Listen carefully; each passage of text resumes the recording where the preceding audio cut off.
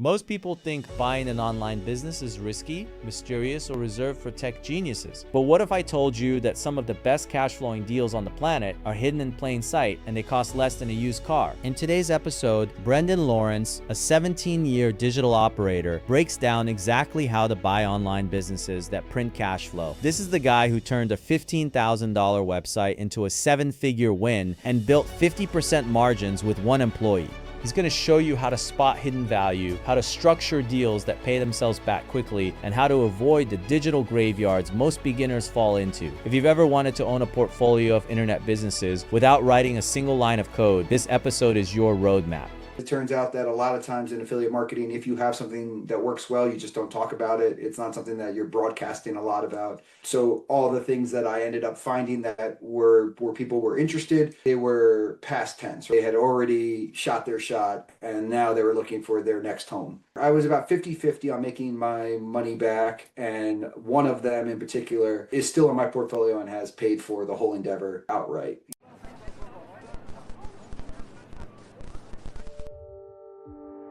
Brendan Lawrence, I've been doing digital businesses for about 17 years. Got started in the agency world. Just happened to be the job I got out of college, so was marketing. At that job, learned about something called affiliate marketing, and kind of it's been a long story since then. But with that affiliate marketing stuff, I was doing it at the agency, and after a couple of years doing it in-house, that agency had some problems and they were on the verge of bankruptcy. So I was able to approach my former boss and essentially got my first acquisition by making a deal to take all the things out of the company that I had been working on, all the affiliate type programs and stuff. From that, it was like a pretty back and forth bruising negotiation because he was my boss, and it wasn't, he didn't expect it, sort of say. So we got to a price roughly around 700,000 at the time, and I think I was 27 and broke, so I did not have it. I was completely making up that I was going to be able to pay for it, but so then once we got a deal, like in principle, I then kind of countered and said, how about we do this as a rev share? Because now I knew what his price was. And that kept him actually happier, which I didn't know. But we kept it at a 60-40 rev share split in my favor. And that's how I got on to, my first like actual monies. And so then it took over the next couple of years, about 5 years over that time, every time there was like a small downturn in the business, I would use the cash flow to buy the additional percentages from him. And it took me about 5 years to buy chunks of it. So then literally on the 5th anniversary, I finally had all the rev share, and with the last chunk of rev share came the underlying assets. So by now it's about 2014, 2013. And I was, on my own doing this from about then. So that's kind of how I bought my first thing from him. And then it took, my first bunch of negotiations and acquisitions were buying more chunks of the same thing. But I was on the inside, so I thought I had the right idea. So tell me a little bit about how you structured that. So you had a 60-40 rev share. And then let's say the first chunk that you bought from him, at this stage, the rev share, he still owns it technically. He owns the assets, yeah. He still owns all the assets. And then there's a moment in time where you decided, okay, I'm going to buy a chunk. How did you evaluate the business, and then what would that payment like?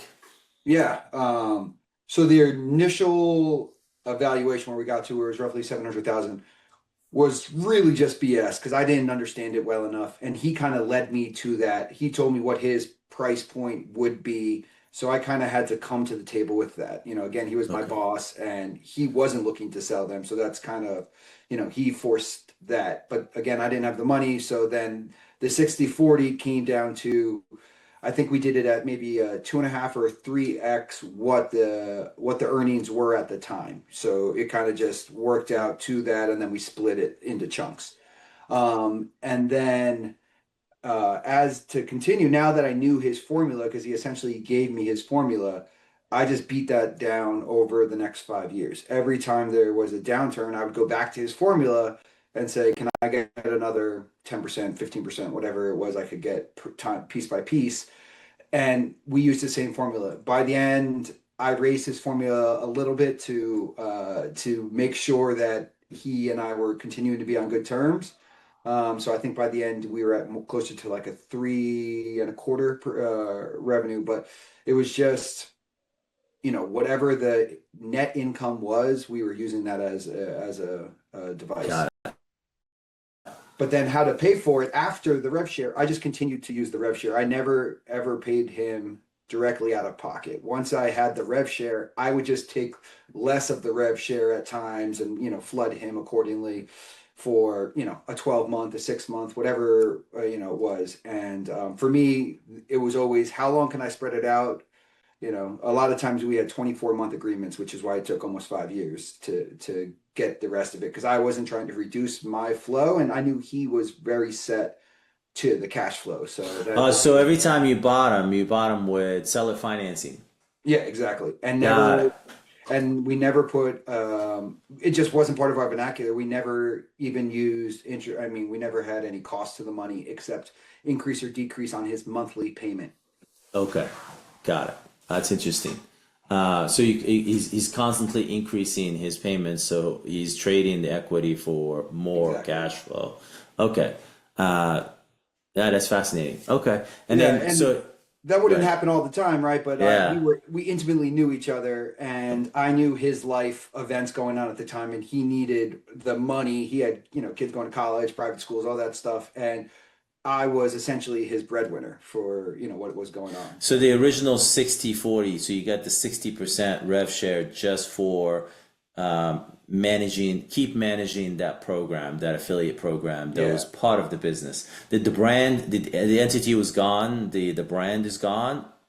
So the assets that I took had been small LLCs formed underneath the parent company. So they still existed and then existed. The larger brand, um, a lot of its holdings disappeared or were sold off around that time, which is kind of what brought this to a head.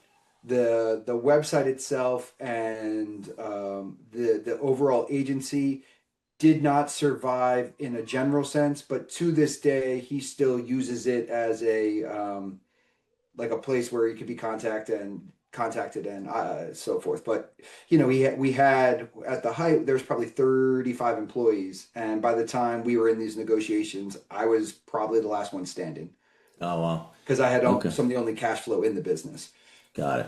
So 5 years into it, what is the revenue then, and what is the business earning? Yeah. So this is definitely a little bit of a blast from the past, but going back to that time, we were pretty consistent in the low millions range, 1.2, 1.5, somewhere in that range. And it's been a 2-to-1 earner, so it was kicking off to me, close to 600, 700 at these times. Nice. So yeah, That's it pretty had been, high. That's yeah, a exactly. 50% net margin. Okay, and how Yeah. many employees? At that time, just me. It was myself, and I was doing it. I had always once a year I brought in an intern to help me work on some, harebrained project that I had come up with. So I always had a little bit of help towards the summer. But it was right after him and I officially split that I brought in the first employee. And it was specific to a project I was working on. So then we started going.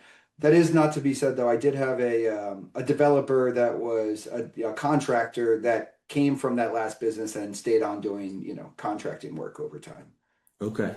And so from now you bought it, you started bringing employees, what is the next inflection point? Yeah. So I went heads down for probably like 3+ years where I just thought I was in this amazing space. I, had finally taken control of my full life and all these things. I was busy outside of the business.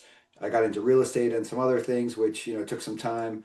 But within the business, the next inflection point, I think, but it was probably 2017, give or take, maybe 2018, and I started realizing that the skill set I had, which is in affiliate marketing, specifically, I do a type of marketing for search engine advertising, like it's called PPC, price per click. There was the more of these conferences I went to and stuff, I realized that my skill was just one of the very small skills within the much larger ecosystem. So around this time, I wanted to conglomerate and find other affiliates like myself and see if we could start coming together, which is really what brought me into liking acquisition type products and finding things. So I at first just word of mouth. I started talking to the people at the trade shows, trying to find people that wanted to partner. It wasn't usually a great fit because it turns out that a lot of times in affiliate marketing, if you have something that works well, you just don't talk about it. It's not something that you're broadcasting a lot about.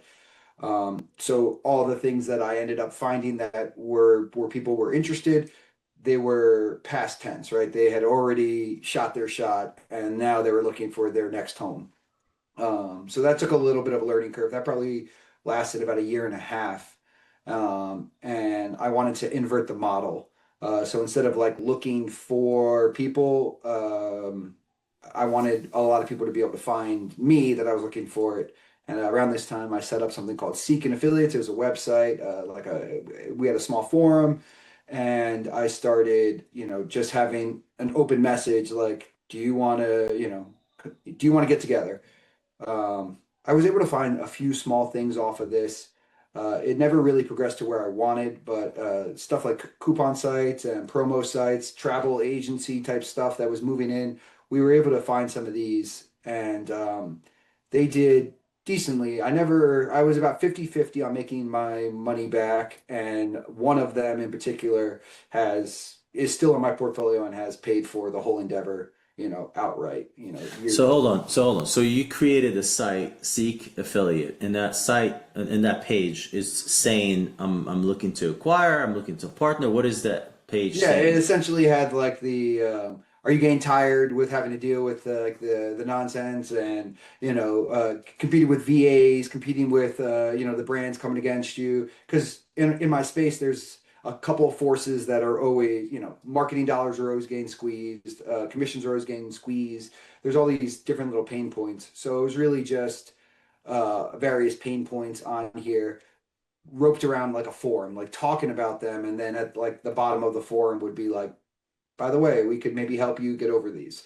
Um, I had done a wholesaling website in real estate before this, which kind of gave me the idea of all the pain points. So I just transitioned that over into this space, and And in on the addition, page, and it was that on the page, was it saying that I'm buying, or it just says I can help you and let's then have a click here? conversation. That's okay, got it. Yeah, let's have a conversation because in that space, when you say you're buying, you just get such crap thrown at you. It's anybody who has a flash of income. It's not hard to make commissions. It's hard to make sustainable commissions and get paid those commissions. There's two different Yeah. parts there. So we there was definitely after the conversation, once I talked to somebody and they were real, then we were pretty much making offers, as quickly as we could. And then so what were you looking for? So what does real look like? Yeah. Well, again, I was a PPC, or I am a PPC guy, so I was at the time very interested in anything that wasn't PPC because I just Okay. wanted to expand my capabilities and bring them in-house. So at the time, some of the things that weren't as successful but had my attention was there was like RSS feeds where you could take all the affiliate links in the world and essentially make a coupon site, automatically. Like you put the link in, it makes a coupon site, and then we thought we would add the ads to that and funnel in. So I spent a lot of time looking for sites like that and pursuing that promo code, coupon codes type stuff. The stuff that ended up doing the best after the fact, but it took me a while to learn it, was the travel space. Because a lot of the travel space has just a couple key players, your Expedias, and back then it wasn't Hotels and Expedia weren't together; they were competing.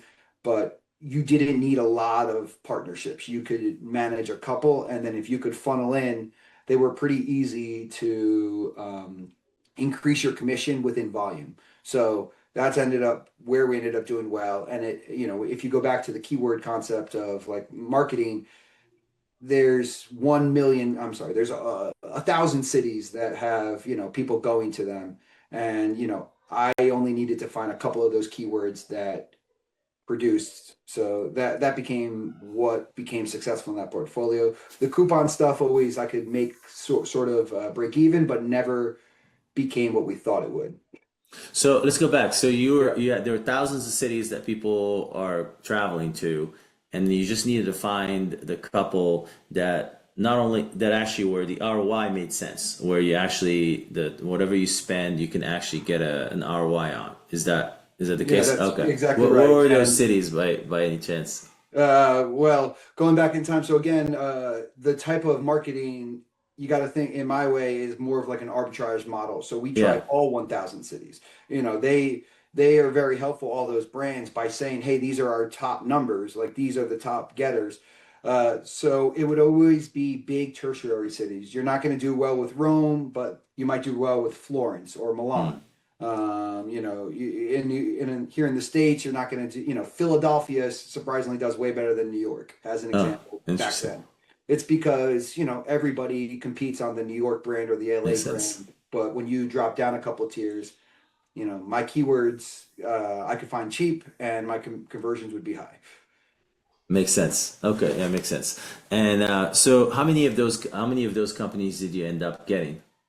Um, so we got 6 companies out of that and quite a few partnerships. Most of the partnerships, once we realized the risk that we were taking on these things, I kind of changed it a little bit and wanted more partnerships, where it was more like a confederation. We'll help and then we'll take a chunk of it. That way we removed a lot of our risk. But it was roughly around this time after getting the 6 of them that I wasn't really earning the amount that we wanted to in this endeavor. So that's kind of where I got into acquiring businesses that weren't so much like my own and kind of branching out. Okay, so when you looked at these six, did you do any type of due diligence? What did that look like?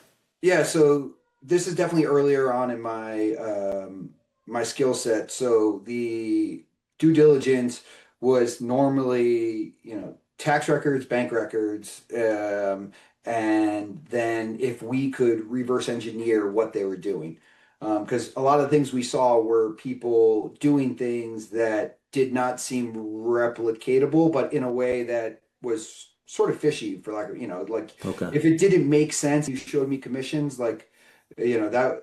So the sniff test, for lack of a better term here, is what the real due diligence was in this concept. And then it was, I need some bank records and a tax record to show, like, what did you tell the government you made? And that's kind of, because again, these were smaller things. I was acquiring them for, $25,000.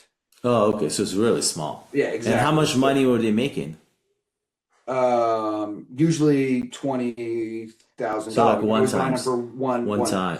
yeah Okay, one one X revenue. 1x of the Or profit. net. Yeah, net. Because Okay. in some of them I was able to convince them to give them to us to take a piece of the bigger pie. Like, hey, if I'm able to grow this to X, then I'll give you a part. But that was always phantom stock, saying like, if unless it blows up because you're telling me it will, then you don't get anything. So a lot of times they never did anyone, or I'm sorry, they never blew up to that point. And the only one that really ended up making its money and has made probably, I don't know, well over $500,000 at this point is that travel site, net, and that I bought outright from the person. It was somebody who was just a serial entrepreneur who made dozens of these sites. How much did you pay for that one? I paid about 15,000 for that. Wow. And he did over 500K? It still is It's earning still to this day. nice. Yeah, Okay. that was a I good like one. it. Okay. So essentially, you're in the asset, you're buying assets here. It could Small be, assets. yeah, it could be, and some of these it could be it's a website, it could be a number of accounts with affiliates. Yep. Um, what else aside from that? Aside from the Yeah. web? So that brings me to roughly like 2019 by now. I had gotten more comfortable in the process and had now understood how to kind of make deals, cash flow and stuff. So I was still learning. Like I was a C college student, so this was my business college right here. But so to the point, by then we stopped doing the Seeking affiliates side of it, and I started looking for real businesses, or I'm sorry, real web businesses. Um, and I started making a lot of offers. Going back to like the arbitrage version of the keywords, I've always felt that way. Like the more, more things I'm negotiating over, the better I'll, because I always can say no eventually. So to that point, roughly around 2019, the end of 2018, 2019, I started really pursuing various businesses that I would find on all like the large aggregator websites, the Empire Closers, Website Closers, Flippas of the world, all these biz buy sells. Like we just started being very dedicated. Going back to my real estate adventures, like I knew it was just look at 100 listings a day if you can, and like start making offers. It's a volume game. Volume game, and to understand it, like you can't understand most of the things, but you also, I was looking more for motivation as long as it aligned with what I thought I could make money with, as in, from the seller. So maybe 3 months of this and constant LOIs going out the door. We got our first real, what I thought was a good one, which is a company that I still own called Lead Grab, and it does lead generation. But the funny part in this was they wanted way more than I was willing to give. They told me to kick rocks. A How much couple do they months. want? They wanted um, roughly like 400,000, maybe 375, and they And told you me to wanted kick to pay. rocks because I was probably in the low twos on it. How much was it Um, earning? so at the time, it was earning about a 500,000 in gross, and probably, I don't know, only like 125, something like that. Okay. So anyway, but to the point, they told me to leave them alone about it. They said they had somebody else who was interested. I saw that months later it had fallen out and was still there. So I sent them back my original offer minus like 30 grand. So like, hey, I know you're still here. And they had already told me at the time that they needed to move on. So I just remembered that. And, it took a little bit of back and forth, but I was able to get it at 125. Like I got it at 1x. Oh, wow. And Even less. say it one more time, sorry. They said even Yeah, less than the even offer. less. And the Yeah, reason why I kept finding ways to detract from it, they told me it was a business. It was not a business. It was assets. So when they wouldn't, and they also didn't want to give away their receivables. So I took it without the receivables and without a business structure around it. I just took all the assets and I formed a business right away to buy the assets. So this helped reduce the price, and yeah, so I got it at just over 125.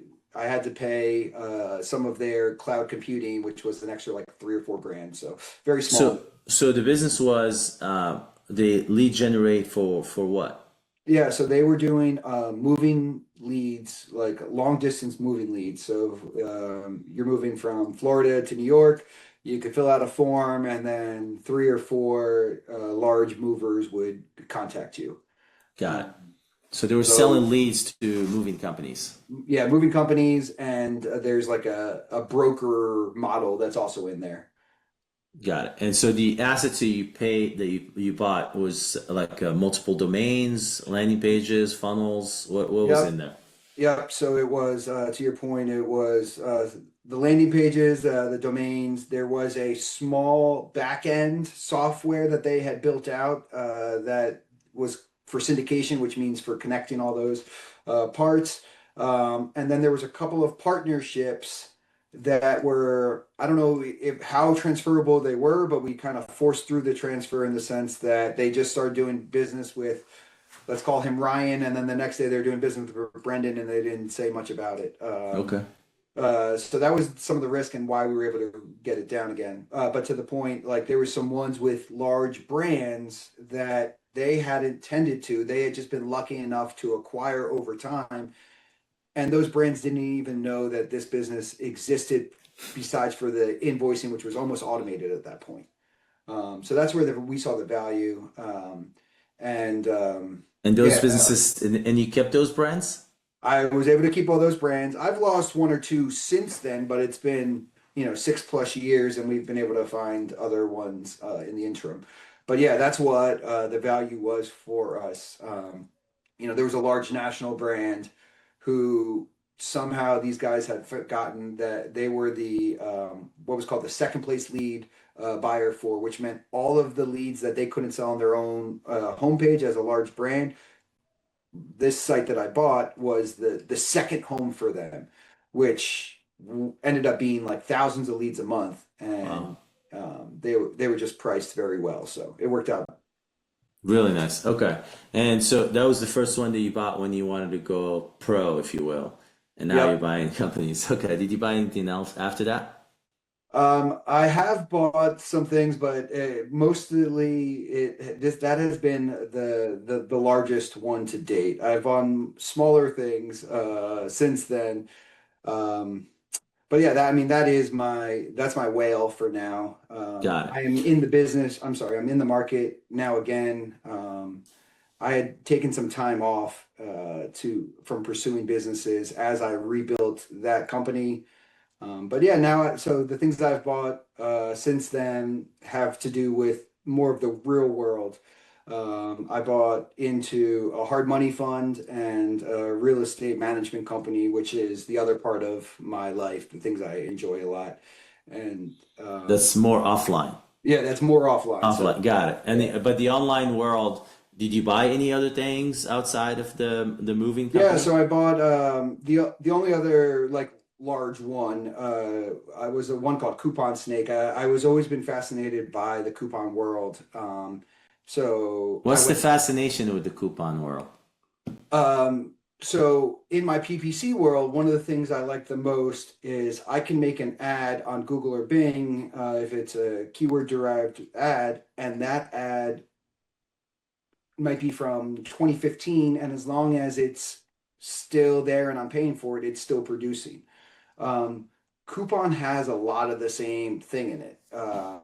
The codes change a little bit more frequently, but if I'm able to put a code out into the world and then have people, kind of driven towards it, it will always produce. There is no extra production cost. Oh, interesting.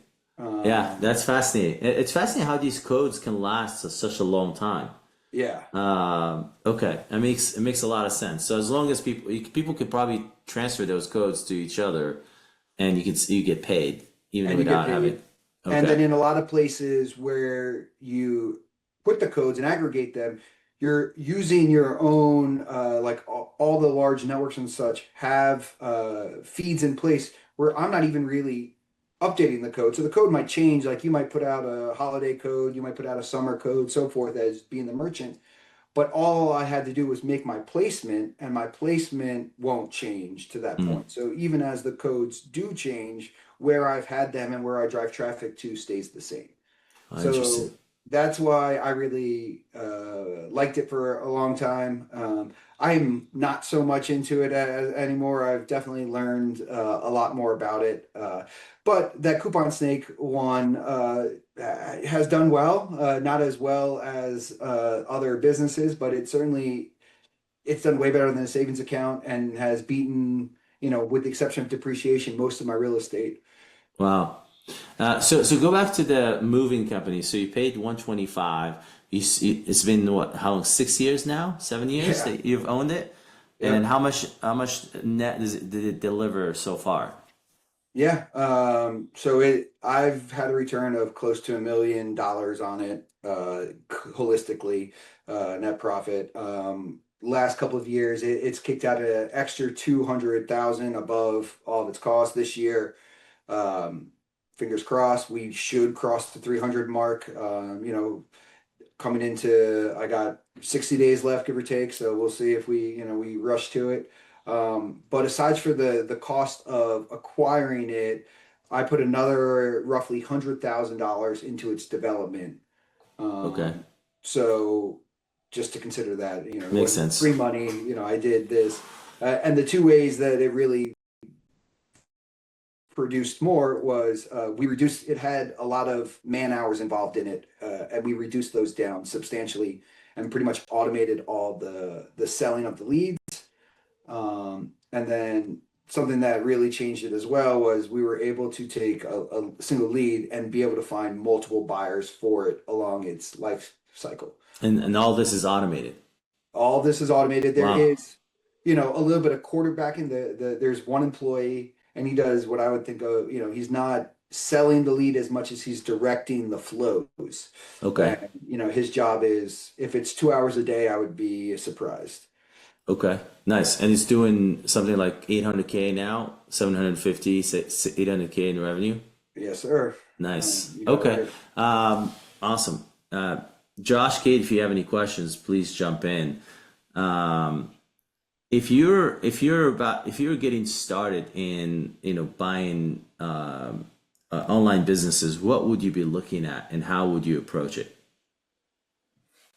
Yeah. I think that compared to a lot of offline businesses, I think there's a lot of advantages on online web businesses. When we talk about like the cost of production, it is, you could really keep things low. And that's what I look at a lot these days. Like, how much does it cost to get the thing that I am selling or generating off of? I'm very interested in businesses that either have a single thing that's already been paid for, and now you're really just duplicating it, because there is no cost there, or in ones that have the gross sale or the gross the sale of the whatever product it is baked into it. So going back to the lead business as an example, if I have to spend a variable amount to generate that lead, that becomes a little dicey, as you don't know what that cost will always be. However, if you get into fixed cost sourcing, where like I could find out, oh, this lead is going to cost me $15 to generate every time consistently by buying it, or by having different channels like an affiliate channel where I pay people to bring it in, then all I really need to do is make sure that my sales side is, I like to go double as a rough rule of thumb. So if I'm gonna shoot for 30 and then give myself that much room in between. If I could do it a lot of times, I could come down. If I do it less times, then I might have to go up. But to the whole point, that's what I look for a lot now, is consistent cost and like fixed product that I can understand and replicate either infinitely or within the price point. Got it. And you will do the same thing, just go on the aggregators and make lots of offers, or you would start again like a website and try to drive traffic to it, or you do both. I prefer not to do the traffic part of it. Got it. I don't think I'm bad at it, but I would put myself at a B minus there, where in the other versions of it, the how to do the 1 + 1 to equal 4 part of like the performance side is a place that I find myself excelling at, either by increasing the flow or increasing the negotiated deals that I have on the payment side. I think both of those are the two levers that are really easy. I don't want to say easy, but are more manageable and replicatable. Like, if we've been doing business for a while, I probably can get a higher commission if I brought you results. And then I could work that singularly. And then if I'm looking at my lead cost, I could probably reduce that if I have set amount of partners, and I could work that again singularly. I think when you get into the traffic generation side, there's 40 moving parts, and you got to work on them much more meticulously in between. Okay, yeah, it makes sense. And why, like these sellers, why are they selling? Like, what are some of the reasons why they sell? Yeah. So one of the main things I've seen is they've already hit what they think is their peak because they are preset to what one, right? And then they don't either have the perseverance or I don't want to say creativity because I'm not, not trying to say I'm some savant of that, but like they're stuck in a singular business model. So I've been able to pick up these assets when somebody said this does X, and then my brain has been able to be like, oh, but we could also do, A, B, and C over here. Have you they considered that? Instead of me telling them that, I just hit them on price and see where it goes. Got it. You're not sharing that information. You just, yeah, If I need to build a report, yeah, yeah. or I'll tell a couple of low sells in the beginning, like, hey, have you thought about doing this? But usually, when you talk to somebody who's been entrenched in a singular business, it's hard for them to conceptualize doing something else. That's huge. That's a huge point that you just said right now. That's 100%. I 100% agree. Whether it is online or offline. Josh, you had a question? Yeah, Brendan, thanks for sharing your story. Appreciate it. I've got 15 years of B2B SaaS background. And I'm like I'm looking at businesses and I'm mostly looking at offline businesses like you. I'm also in real estate. But I'm curious to hear, what's your read on SaaS? Did you consider SaaS? And then more generally, how are you thinking about AI and your businesses you're acquiring and what the potential disruption looks like over the next couple of years? Yeah, for sure.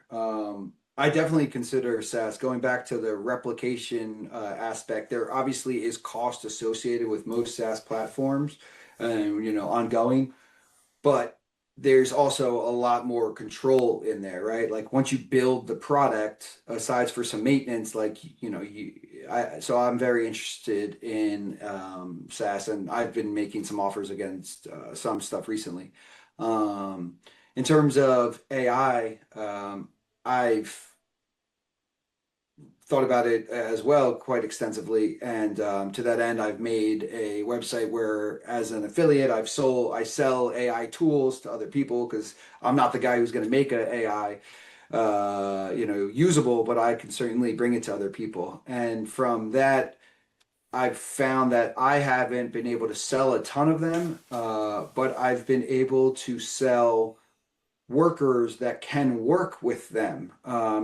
Think of like an Upwork or a Fiverr, but with people just specializing in various AI tools. I think what's nice about that and what we're going to see for the next amount of time is that transition. You're going to have a lot of people that are founders or higher ups in companies that know they need to use it, but don't really have the belief in themselves yet for it.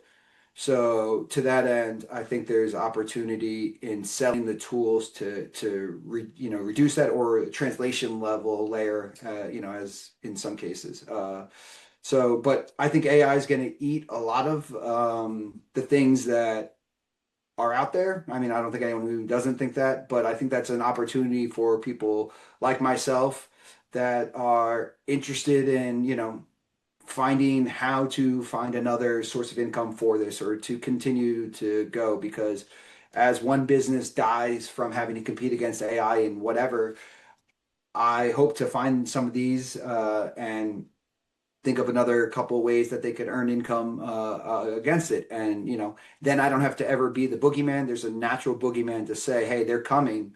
You might not have another opportunity. So I think of it hopefully as a larger opportunity as well as, just one of those things that we're here for. Yeah. Yeah, love it. Agreed. I also have a question, Brandon. Thank you so much for sharing so openly about your journey, ups and downs. Amazing work. Going back to affiliate marketing, with proliferation of ChatGPT and the likes, and just fundamental change in how people do search, is affiliate marketing under a huge risk of being extinct in a way that you've known it for the last 20 years? And how to go about it? Yeah, that's a great question. There is without a doubt some risk. I mean, it would be hard to say though, because in 2007 we were told it was dying. 2013, when they changed all the various ways that I used to be able to track, when they, they said it was dying. Like, I feel like there's always something that's gonna be stalking us. And if you stick to the exact same model all the time without reviewing how you're doing things and changing, then yeah, to your point, like it will get you. Um, but with that being said, if my affiliation type stuff slows down, I think in a larger sense, affiliate marketing is only going to expand. Um, and the reason I would think that is if you go to any of these large conferences, the affiliate summits, the pub cons of the world, like their numbers every year are bigger and bigger and bigger. Um, and that has to do with like think about everybody on like social media that's selling a product now, all the Instagram people with their like links above, and then all Mm-hmm. the TikTok live shopping stuff. That's all just another variation of affiliate marketing. It's just goes to the next thing. And I think in particular in the future, a lot of companies, and I've already seen it over the last 15 years, but I think it's going more and more, are outsourcing their sales to this type of performance only model. Why would you pay for generation unless I can only pay for the success? Mm-hmm. And so there's definitely risk in, like, to your point, like AI being better at search than someone having to go search for something. Um, but with that in mind, I think these large, once it slows down a little bit in terms of like once ChatGPT is the dominant one, once it is, let's say, the Google of the future, I'm not saying that it will be, but let's just use that. They're gonna have to monetize. Like they're gonna Mm-hmm. have to make money. And the $20 a month or $200 a month, we could look at their numbers already. That's public at least. They're dying. They're just being fed money currently and are lucky enough to be continue fed. At some point, I would believe an AdWords type product, which is what Google used and was one of the most efficient products, one of the best, highest earning products of all time, will take place over here. And I would think they have to do a version of that unless we have another way for them to monetize at scale. But they're going to want to monetize free eyeballs. And to me, that's where that will be. Um, I could obviously be wrong, but I don't see a large lever that they're going to be able to play once they have all the market share, aside for something similar and to that. Mm-hmm. And another question, I do check Empire Flippers. So I'm curious what other websites you're checking, what are the platforms? But that's kind of Yeah, half of of course. another half of the question is what are the red flags when I've seen some of the affiliate marketing businesses being sold. What are the red flags? Because you will know them. Yeah, yeah. So first into some of the sourcing. For web stuff, for like the smaller side of stuff, Flippa is pretty good for just like assets. You're not going to find real businesses there, but you will probably find some like smaller assets and stuff. Website closers and Empire Flippers is again in that uh, more esoteric. There's like various like groups like that I'm a part of, either WhatsApps or Facebook groups that have like a pulse on them. But for that kind of stuff, you would have to be more, I don't want to say involved, but you just have to start entering these groups and then kind of doing your own due diligence, like seeing what's coming up. Um, Mhm. to go to red flags, though, some of the stuff that I certainly consider red flags is single source of income. So an affiliate that has, you know, there's probably 40 large affiliate networks, with 10 large networks being like the lion's share, but 40 of them being there. So if you find an affiliate that has one source of income, I would think of that as a red flag personally. and right now, the most of those I see is usually in the Amazon associates. You have somebody who's doing, something along that, and I don't find that very safe because we all know, if you know Amazon's business model, if you do well, they're there to eat you alive. That's like the whole point. So that's something I definitely am worried about in terms of the generation side. Like that, there's a lot of red flags there. Like, how are they doing? How are they doing the thing that they're doing? And is it replicatable by another person? Because there's all kinds of like tricks and secret sauces in this space. Like that's how every one of the, if you go on Instagram for the get rich quick, make $100,000 next month from home type of thing, they're all using one by one like some exploit. And if that exploit can't be done by you or has already been over exploited and closed down, then in itself, it doesn't have value. And I feel a lot of them, in particular when they're small and you see like the age of account, oh, this is a 2-year-old account and it has, X amount, a good amount of money. That means that they did something that was exploitable and then tried chasing it for a little bit and then have died. Now they're selling. Now, if you show me something that's 10 years old and has income from back then, it might not be consistent, but it has income over 10 years of it. I think that's probably more likely to be something that you and I could take and either add some grit to and overcome whatever they're dealing with, or, at least figure out the next step. Thank you. Of course. Brendan, you hit on something a little bit earlier. I'm curious about. You're talking about ChatGPT and like the evolution of how we're evolving there. For GEO or whatever they're calling it now, I know it's acronym soup, but basically, how to optimize search for these LLMs. Have you figured out how to crack the code there yet? I have not. We certainly put effort behind it, but to say we cracked the code, that would, that's going to be I've been involved in the affiliate side through a couple of what I would call Wild West moments.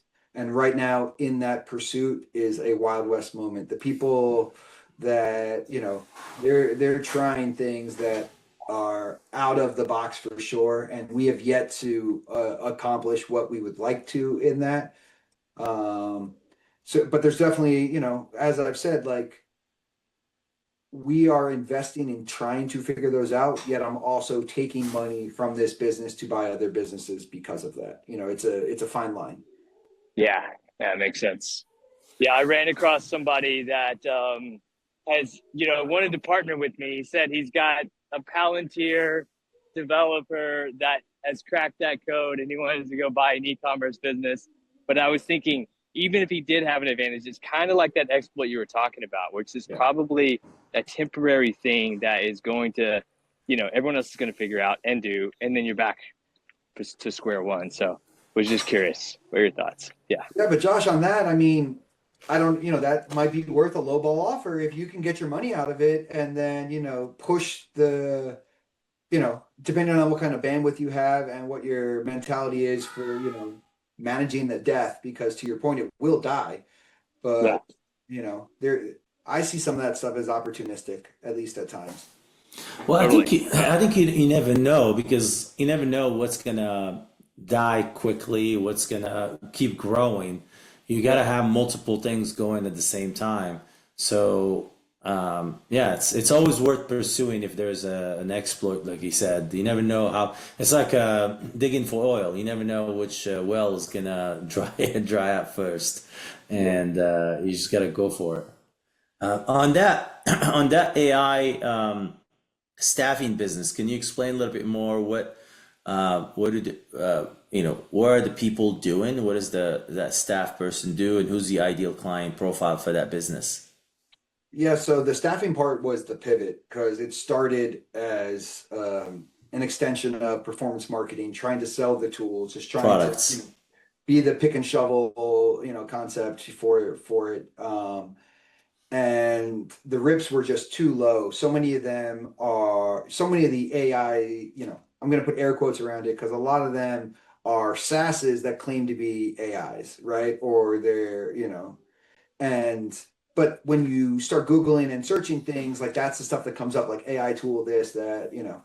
So anyway, a lot of those have rips of, you know, they're $40 a month, $70 a month, $100 a month. So that means my commission rate at 10% isn't sustainable enough to overcome the customer generation cost. Yeah. It took us a decent amount of cash to like explore that, get into it.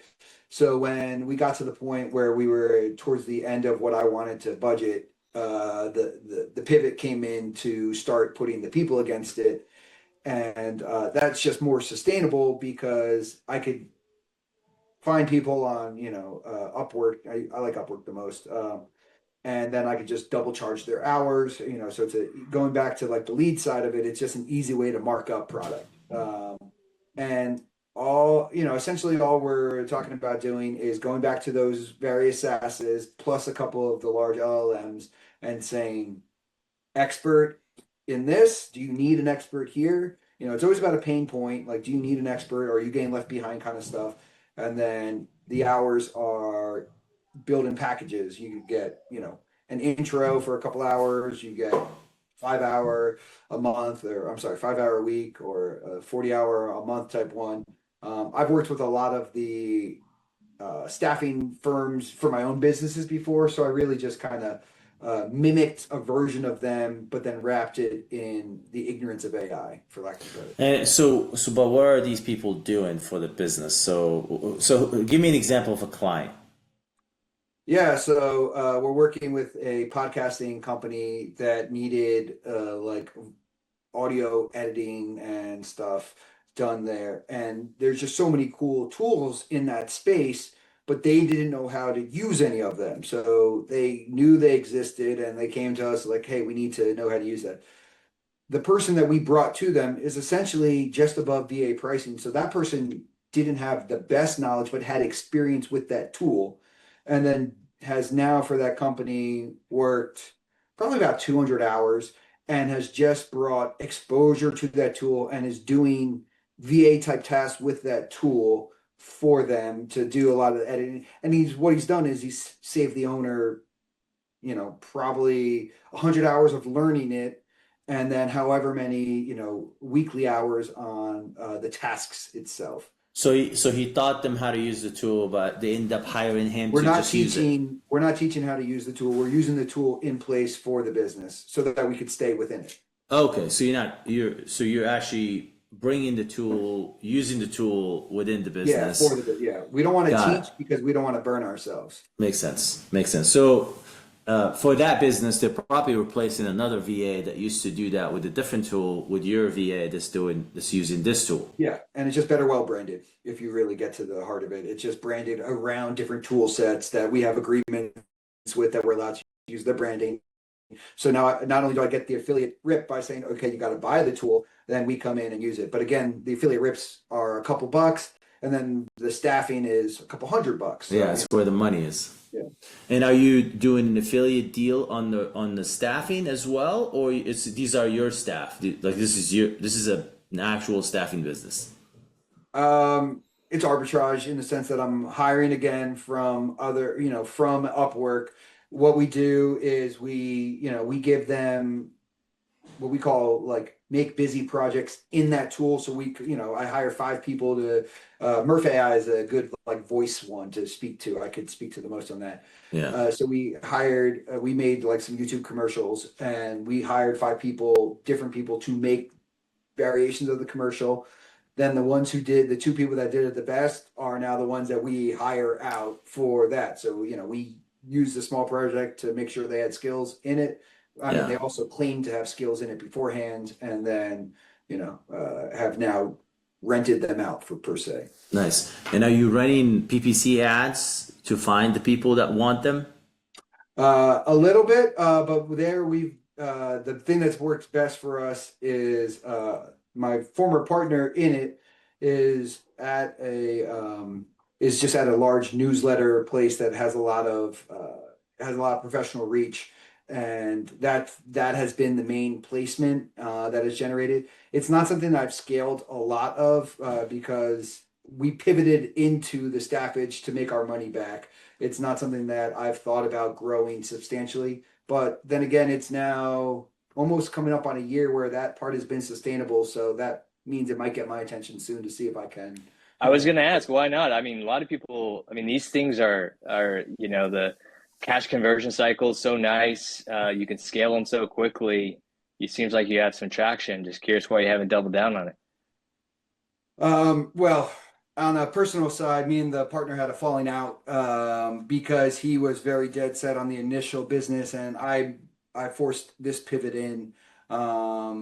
So it has been a back burner as we've been going through our own machinations over it. I think that will end soon. So, maybe again, that will go back to it. But what I'm currently looking at right now is going back to my original affiliate business is something I'm trying to move out of right now. So that's taking a lot of my time, and then looking for what's next. If I don't find the right target, what's next, then that staffing business by default will probably be that. And you're And still, I love how I just listened to an interview this morning of Andrew Wilkinson, who owns Tiny. It's actually a really good interview on My First Millionaire. You just remind me of this guy, like, because he just got his hands in so many different pots, just curious about multiple different things, and eventually, like, these things, enough of them catch on, and then now he's ended up taking a company public that's basically a holdco. So it's a fun path to be on. I'm definitely going to listen to that. Thanks. it's an Yeah. interesting, Brendan has been doing affiliate for a while, and he's running a lot of ads and a lot of ad accounts, and there are a lot of different, and when you talk to him even more, I think the way the business is run, where you're trying to de-risk every ad group, every ad set, every partnership, so you have multiple of everything everywhere. It is just pretty much now it became part of like the way you think. That's just how you do it. You just gotta de-risk everything, have a lot of a lot of offers out, a lot of lines, a lot of hooks. It's fascinating. Well, I appreciate that. I was pretty fortunate to have a really good mentor early on, and this guy, what made him such a good mentor wasn't that he was super successful, even though by this time he was. He had gone through the ringer and had been bankrupt twice, and he told me something that is probably an exaggeration, but has always stuck with me. He goes, "Everybody's always trying to grow everything, like everybody is grow, grow, grow, grow," and he says, or what he told me that I've internalized is everything dies, right? Like very few things are gonna like be generational. Grow forever. There's Yeah. very few things. And I mean, obviously there's some, and we all want to build one of those and so forth. But from that perspective, like I've always had the concept of what I call cockroach businesses, right? Like what can make it, and what part will be left standing, and what will continue on. So I've always gone the extra mile, let's say, to make them, resistant to the various forces around them. Granted, I'm sure I've traded some exponential growth and some other aspects to do that, and we won't know until the very end of life if that was the right or wrong choice. But that mentor got me early, and I've thought about that a lot. Nice. On that note, I appreciate every good thing has to end. So, Yeah. Good segue. same as this conversation. So I appreciate you Thanks, taking Brendan. the time, Brendan. Thank you so much, Brendan. Yeah. Thanks, everybody. Thank you. Very nice to you. see you guys. Have a Have good a wonderful one. day. Bye. Bye.